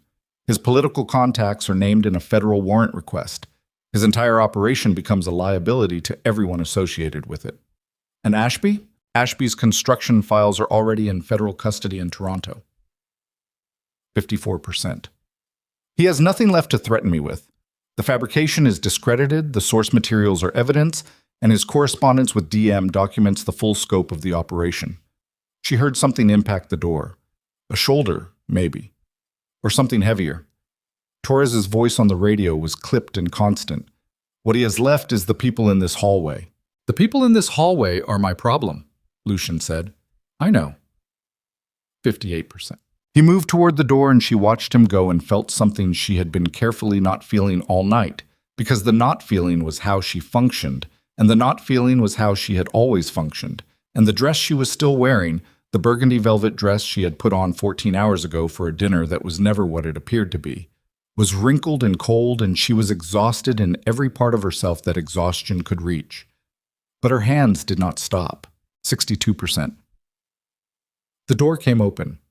Not because Torres couldn't hold it, Torres was holding it with everything he had, but because the force on the other side was simply more bodies, more mass, the door coming open in stages. Torres pushed back by increments, his feet leaving marks on the floor as he was moved. Lucienne was there when the door opened. She did not watch what happened because she could not afford to watch what happened, but she heard it. The concentrated sound of a man who had learned violence before he learned manners, meeting a hallway full of people who had come to take something he intended to keep. 67%. She kept her body over the laptop, not protectively exactly, functionally, making herself small in the space between the server racks, keeping the screen in her sightline, keeping her fingers on the keys, adjusting the transmission priority to push the most critical financial documentation first, in case the connection dropped before completion. 71%. Something broke in the hallway. Several things. There were voices, some of them Lucien's team and some of them not, and the sounds were the sounds of a confined space being contested by people who were not concerned about the furniture. And the server room door was open, and the light from the tactical lamps in the hallway threw moving shapes across the floor in front of her. 75%. She felt, more than heard, someone enter the server room. Not Lucien, not Torres. The footsteps were wrong. She did not look up from the screen. I need 45 more seconds. Ms. Brooks. The mid-Atlantic accent was in the room with her. DM had not sent someone. DM had come himself, which told her how much this mattered, and also told her that DM had not survived 30 years of this by delegating the moments that counted. Close the laptop. 78%. She looked up. He was older than she had imagined from the voice. 60, maybe 65. Gray at the temples and lean in the way of a man who had always been careful about his body as an instrument. He was holding a phone, not a weapon, which was either confidence or calculation, and she did not yet know which. His face was composed in the way that Lucien's face was composed, that particular quality of men who had done hard things long enough that hard things no longer required visible effort. The warrant authority triggers at 80%, she said. It was not entirely true. Weston had said 26% was enough. But she needed the number and she needed him to believe the number. I know what the warrant triggers at. He stepped further into the room. I wrote the original framework that the Enforcement Division uses for threshold warrant authority. I spent 11 years in federal financial regulation before I understood that the framework was the problem. He glanced at the screen. 81%. You're a remarkable technician, Ms. Brooks. What you've assembled tonight in 3 hours is genuinely impressive. 83, she said, but impressive isn't enough. He raised the phone. I have documentation that will take 2 years to untangle even with everything you've transmitted. 2 years during which Black Ridge is frozen, Lucien Voss is under federal scrutiny, and you are the primary subject of an investigation into the Meridian collapse. He kept his voice conversational. I am offering you the same thing I offered you on the phone. Walk away from Voss. Bring me the root keys and the architecture, and everything built against you disappears. 86. Zariah, do you know what I found in your emails? She kept her voice even. Her hands were still on the keys, not typing now, just resting, because the transmission was running on its own. 14 years of them. Do you know what the most interesting one was? He said nothing. 8 years ago. You wrote to Ashby about a woman at the Chicago Institute of Technology who had developed a network architecture for municipal logistics that you wanted to acquire for a private client. You wrote that the woman was, she quoted it from memory because she had read it 4 times at 2 a.m, and memory was one of the things she had that he couldn't take. You wrote that she was likely unaware of the commercial value of what she's built, which makes the acquisition straightforward. That woman was not me, but the pattern was the same. Find the architect, let them build, take the building. She looked at him steadily. You have been doing this for 14 years to people who built things you wanted. I am the only one who found the emails. 89%. Close the laptop, he said again, and this time there was something under it, a thinness, the specific sound of composure under pressure. No. He stepped forward and she did not move, and 91% became 93%. And he reached for the laptop and she put both hands flat on top of it and looked at him and said with complete and unambiguous clarity, "Take your hands off my work." He stopped. Not because of the words, because of something in her face, something she had stopped concealing somewhere in the last hour, the thing that happened when you ran out of invisible and had nothing left to be but exactly what you were. 95. A hand came down on DM's shoulder from behind, and it was not a gentle hand. And the man who was not gentle with it was Lucien Voss, who had a cut above his left eye that was bleeding steadily and a split across his right knuckles and an expression that required no interpretation. "Step back," Lucien said. DM looked at Lucien's hand on his shoulder, looked at Zariah, looked at the screen. 97. The phone in DM's hand was already in motion, a number being dialed, a contingency being activated. The move of a man who always had a contingency. And Zariah reached across the server rack and took it out of his hand with a speed that surprised both of them, set it face down on the rack, and put her elbow on it. 98. Lucien tightened his grip. 99. The screen read "Transmission complete" at 6:14 in the morning, and the only sound in the server room was the breathing of 3 people and the distant noise of a hallway being put back in order. And Zariah Brooks sat in the burgundy velvet dress with her hand still on the laptop and looked at the completed status bar and let herself, for exactly 1 breath, feel the full size of what had just been decided. Then Weston's number appeared on her screen with a message that read, "Full package received, warrants filed, assets frozen as of 6:15, stand by." She looked at DM. "It's done," she said. He looked at the screen for a long moment. His composure was still there. Technically, the architecture of it was still in place. But she could see, in the way she could see everything about systems and structures, exactly where the load-bearing elements had failed. "You understand," he said quietly, "that this doesn't end with a transmission." "I know." She closed the laptop. Her hands were steady. "But it ends with you." The sounds from the hallway had changed, not the sounds of contest anymore, the sounds of resolution, the sounds of a situation being administered rather than fought. Torres appeared in the doorway behind Lucien, and behind Torres were 2 people in FBI jackets that she had not seen before and did not need explained to her. Weston moved fast. DM looked at the jackets. Then he looked at Zariah one last time, and in his expression, she saw the thing she had been looking for without knowing she was looking for it. Not remorse, nothing as clean as that, but recognition. The recognition of a man who had built his entire career on finding people who didn't know the value of what they'd made and taking it from them, looking at the first one who had taken it back. She held his gaze and did not look away until the FBI jacket moved between them. Lucien was beside her then, close enough that she could feel the warmth of him in the cold server room, and she looked at the cut above his eye and thought with the still functional part of her brain that it needed to be cleaned and closed. And she did not say anything about it yet because there was still the room to deal with, and Weston's team, and the hallway, and the 6 a.m. sun that was beginning to press against the building's exterior with the indifferent persistence of a morning that did not care what had happened in the night. She stood up, her legs held. "It's not over," she said, not to Lucien, not to anyone in the room, just to herself, the necessary acknowledgement before she let herself take the next breath. because DM was contained and the transmission was complete and the warrants were filed. But Croft was still somewhere in the city, and Ashby was somewhere in the building or somewhere in the night, and the 6 hours that had just ended had been the beginning of something rather than the end of it. And she knew that, and she was ready for it in a way she had not been ready for anything at 7 o'clock the previous evening, when she had put on a burgundy velvet dress and told herself that one ordinary night was not too much to ask for. She was done asking. She picked up the laptop and walked out of the server room and into the pale gray of a Chicago morning that was already, somewhere above the clouds and the glass and the cold lake air, beginning to decide what kind of day it was going to be.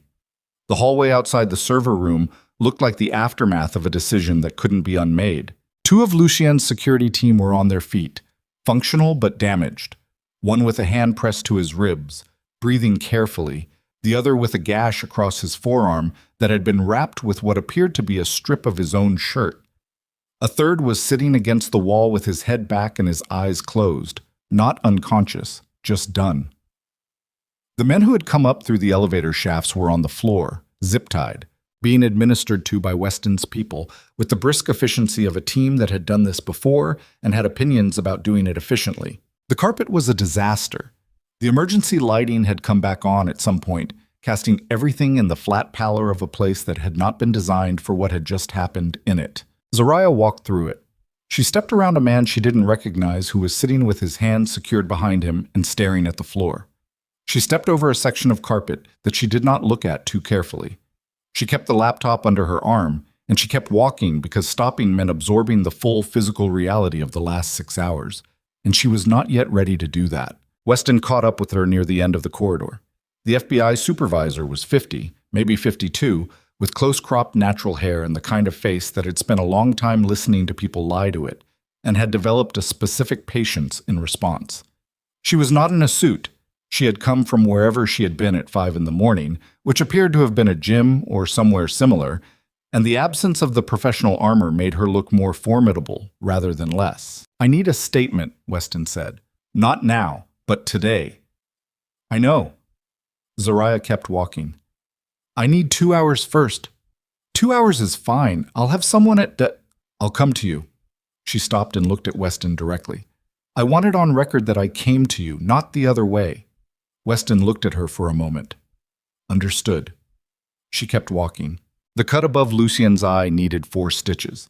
She knew this because she had been the one to close it, sitting across from him in the penthouse kitchen at 6:45 in the morning with a first aid kit that Torres had produced from somewhere and hands that had stopped trembling approximately 40 minutes earlier.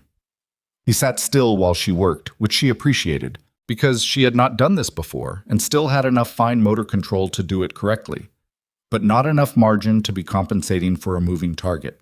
He didn't make a sound. She didn't expect him to. "You need a doctor," she said. "You're doing fine." "I'm not a doctor." "You built an impenetrable encryption network from a desk in an open-plan office while pretending to schedule meetings," he said. 4 stitches is within your capacity." She tied off the last one. Her hands were close to his face, and she was aware of that. The proximity, the particular intimacy of having someone's damage in your hands.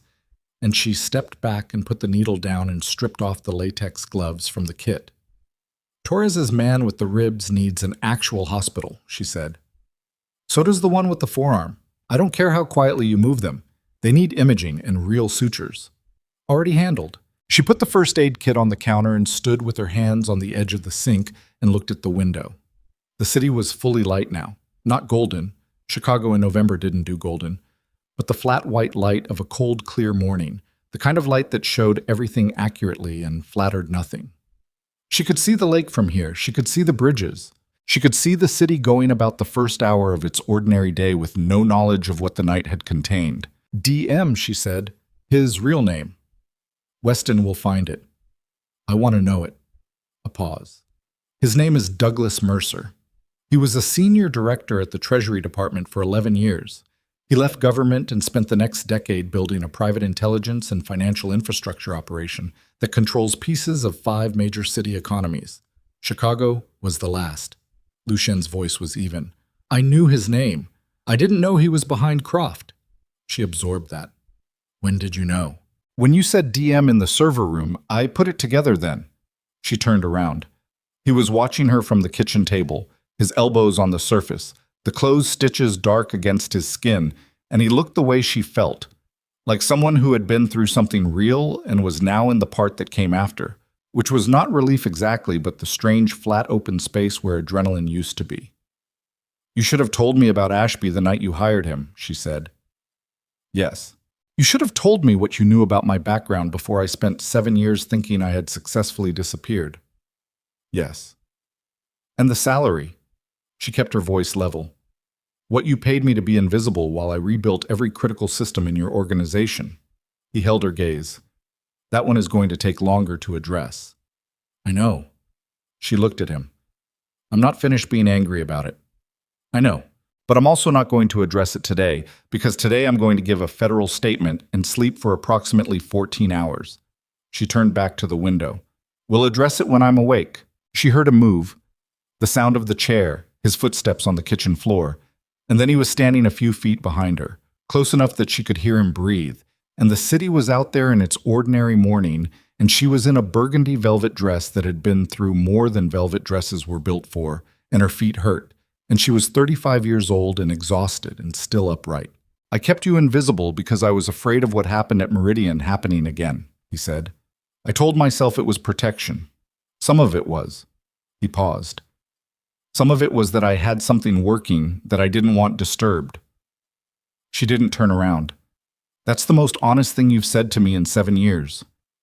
"I know." Was any of the rest of it true? The watching over me. The people who showed up in the alley. She hadn't asked this directly yet. She was asking it now because the server room was behind her and the morning was in front of her, and she had run out of reasons to not ask the things she needed answered. Was that about protecting an asset, or was it something else? A long pause. The kind that had weight. "Both," he said. "At the beginning, mostly asset. By the end, less easy to categorize." Another pause. "The dress." She waited. 7 years, he said, "and last night was the first time I understood you'd been in the same building as me for 7 years, and I had managed to look past you every single day. The dress didn't change what you were. It just stopped me from looking past you." His voice had something in it she had no precedent for. Not from him, not in 7 years of weather reading. "I don't have a clean way to say this. Say it anyway. I was jealous," he said, "of someone taking you to dinner. Of someone getting to sit across from you while you were dressed like you deserved to be dressed, while you were present in a way you never let yourself be in the building. I was jealous, and I handled it badly, and before I could handle it less badly, you were in an alley and I had 6 hours to think about what it would mean if—" He stopped. "I don't do this." "I know you don't." "I'm doing it anyway." She turned around. He was closer than she had estimated from the sound of his breathing, and his face had the stitches she had put there, and the dried blood she hadn't fully cleaned, and the expression of a man who had decided to say a true thing and was standing on the far side of it, waiting to see what came next. She looked at him for a long moment. The whole of 7 years was in the room with them. Every morning, every late evening, every time she had read his moods like weather and adjusted accordingly, every time he had asked for something in his abbreviated way and she had understood exactly what he meant without him finishing the sentence. The specific, strange intimacy of proximity. Without acknowledgement, two people in the same building for 7 years who had been, in their different ways, looking past each other. "I need to sleep," she said. His mouth moved, almost a smile. "I know. And I need new employment terms. In writing. With a number that reflects what I actually do. Also, yes. And I'm not going to be invisible anymore." She said it quietly. Not as a demand, just as a fact, the kind of fact that had been true for a while and was only now being said out loud. "Not in this building, not in this city, not for any reason. I'm done with invisible." "Good," he said. And meant it, she could tell. Meant it in the way he meant things when he stopped performing certainty and just had it. She nodded once. Then she picked up the laptop from the counter where she had set it and walked toward the guest room at the end of the penthouse and did not look back because some things were better begun when you were rested. She slept for 9 hours. Not 14, because her mind didn't work that way. It gave her what it could spare, and then it started pulling her back toward the open questions, the threads still loose. She woke at 4 in the afternoon in the guest room with the city changed by the angle of the light and her phone on the nightstand showing 11 missed calls and a text from Weston that read, Mercer in federal custody. Croft's accounts frozen as of 9:02 a.m. Ashby in custody in Toronto, extradition in process. When you're ready, she stared at the ceiling for 3 minutes. Not thinking, exactly. Just being in the room, in the quiet, in the fact of having made it to the other side of the night. Then she got up and went to give her statement. The FBI field office was on Roosevelt Road, and Weston's interview room was the kind of room that had heard a lot of difficult things without comment.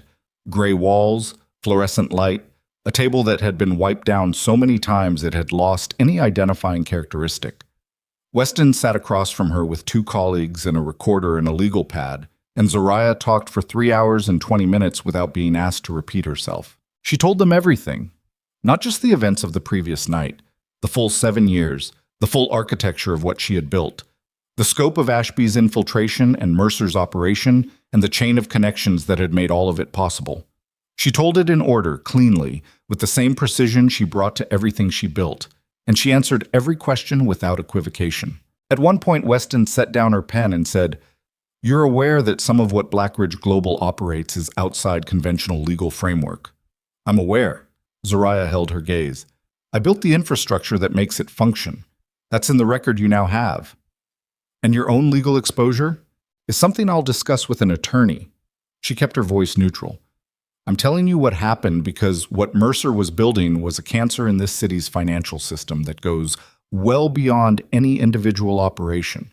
I'm telling you because Ashby has been doing this to people for 14 years, and the other people he did it to deserve their names in the record." She paused. "My own situation is a separate conversation." Weston studied her for a moment.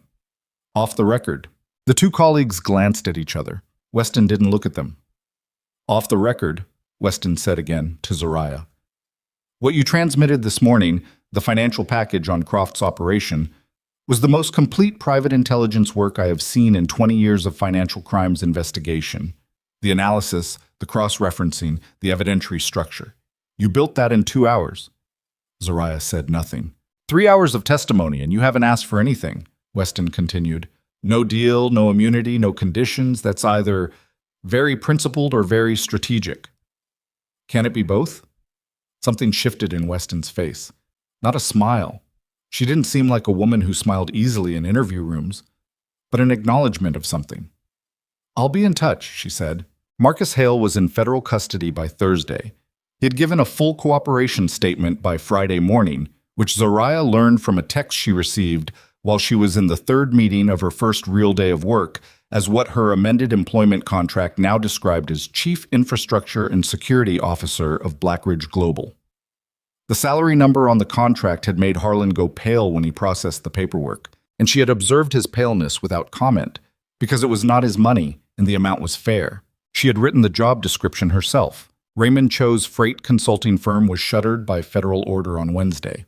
The chief of staff, whose name was Gerald Park, and who turned out to be a man who had been being slowly managed by Mercer's people for 2 years through a combination of financial pressure and curated access to damaging personal information, resigned the same day, leaving a letter that was 3 sentences long and honest in the way that letters written by exhausted people tended to be honest. Zariah read it once and put it in a file and did not read it again because Gerald Park was not her problem to solve and she had enough of her own. Danny called on Thursday evening. "I heard it worked," she said. "It worked. I also heard Daniel Reese is cooperating with federal investigators and has named Mercer as the person who flipped him after Meridian." "I know." Zariah was in her own apartment for the first time in 3 days, standing in the kitchen in clean clothes with actual coffee, and the ordinary quality of the moment was something she was choosing to notice rather than pass through. Reese was a tool. He used people to make himself useful to whoever was running the operation at the time. He'll cooperate because cooperation is what he does. "Are you?" Danny started, then stopped, then tried again. "How are you?" It was such a simple question. Zariah stood with her coffee and thought about it seriously, because Danny was not asking how she was operationally or professionally or in terms of her legal situation. Danny was asking the other one. "I'm tired," she said. I'm angry at some things that I won't stop being angry at for a while. She looked at the window. Outside, the city was doing what it did. I'm different, not the way people say they're different when they mean they had a hard week. Actually different. Different how? I keep taking up the same amount of space I always took up, she said. But I stopped apologizing for it somewhere around 3 a.m. on Wednesday, and I don't think I'm going to start again. Danny was quiet for a moment. Good, she said, and meant it. Victor Ashby was extradited from Toronto on the following Monday. Zoraya did not attend any proceeding related to his case, not because she was avoiding it, but because she had decided that her energy was not a resource she was willing to spend on the man who had taught her everything she knew about systems architecture, and then spent 6 years trying to own the system she built with it. She had read his emails. She understood him completely. Complete understanding was a form of closure she could work with. She sent a single email to the address that still appeared in his contact file. Old, possibly monitored by federal investigators, certainly no longer private. The email contained 4 sentences. I remember the afternoon you told my thesis seminar that the most dangerous thing a designer could do was build a system so elegant that no one wanted to look at its flaws. You were talking about architecture. I thought you were talking about honesty. I understand now that you were describing yourself. She did not send it expecting a response. She sent it because she had written it at 2 in the morning a week after the alley, and she had read it back and it was true. And she had decided that true things she had carried long enough deserved to be released. She deleted the draft from her sent folder and closed the application and did not think about Victor Ashby again that evening. 3 weeks after the night of the burgundy dress, she wore it again. Not to make a point. That was not how she operated. She was not interested in the performance of resilience. She found the performance exhausting. She wore it because it was in the closet, and it was a Friday, and she had a reservation at a restaurant on the north side that she had made herself, for no reason other than that she wanted a good meal, and the company of a city that was hers as much as it was anyone's. She ate alone, and it was fine. It was more than fine. The food was excellent, and the lighting was warm, and the server refilled her water without being asked.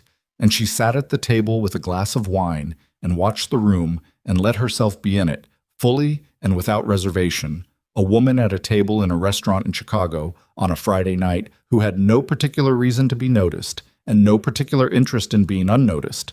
She left a 25% tip and walked out into the cold. The city was doing what it always did in November, pushing people along, pressing the cold against the exposed parts of them, the lake wind coming down the cross streets with the specific bluntness of a city that had no interest in being gentle.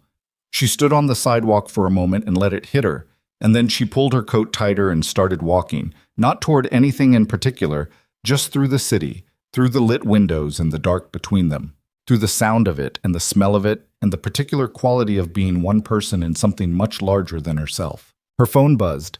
Lucien. Still at the office. The Harrington compliance review is on my desk. You were right about the third-party audit structure. She looked at the message. Then she typed back, I know. We'll discuss it Monday. A pause. Then, are you out? She looked up at the city. Yes. Another pause, longer this time. Then, be careful. She held the phone for a moment. The thing about Lucien Voss was that he had exactly 2 registers when it came to the people he cared about: control and distance. What she had watched happen over the 3 weeks since the penthouse was something more complicated than either of those. Something that looked like a man who had spent a long time using protection as a substitute for presence, learning, slowly and imperfectly, that they were not the same thing. She was not going to rush it. She was not going to manage it or engineer it or build a system around it. She had built systems around enough things. She typed back, I've been careful. I'm done being careful. She put the phone in her pocket and kept walking. The last loose thread resolved itself on a Tuesday morning in December, 6 weeks after the night in the alley, in a federal courtroom on South Dearborn, where Douglas Mercer appeared for his arraignment in a charcoal suit that was either bravado or the last available performance of a man whose entire identity had been built on looking like the kind of person who didn't end up in federal courtrooms. Zoraya was not in the room. She was in her office on the 44th floor of the Black Ridge Tower, in front of 3 monitors, running the final verification of the rebuilt encryption infrastructure, the new architecture, the one she had designed from the ground up in the 3 weeks since the old one had been compromised. the one that contained no doors she hadn't put there herself. She knew Mercer was being arraigned. She had the court docket on her secondary monitor. She watched the status update to in session at 9:15, and then she went back to the primary screen and kept working, because the courtroom was Weston's domain and the encryption architecture was hers. And she had learned over 35 years of being alive and 7 years of being invisible and one very long night of being anything but, that the most important thing you could do with the space you occupied was fill it with work that mattered. Torres knocked on the open office door at 10:30 with coffee she hadn't asked for. He set it on the corner of the desk without comment. She was aware that Torres had revised his understanding of her significantly in the past 6 weeks and was still in the process of integrating the revision, and she found this neither amusing nor irritating, just accurate. People revised their understanding of her when given sufficient data. She had been providing insufficient data for years by design. That design was over. "The Harrington audit is in the conference room," Torres said. "Tell them I'll be there in 10 minutes. She kept her eyes on the screen. "And tell Harlan he needs to come with copies of the Q3 maintenance logs. He'll know which ones." Torres nodded and left.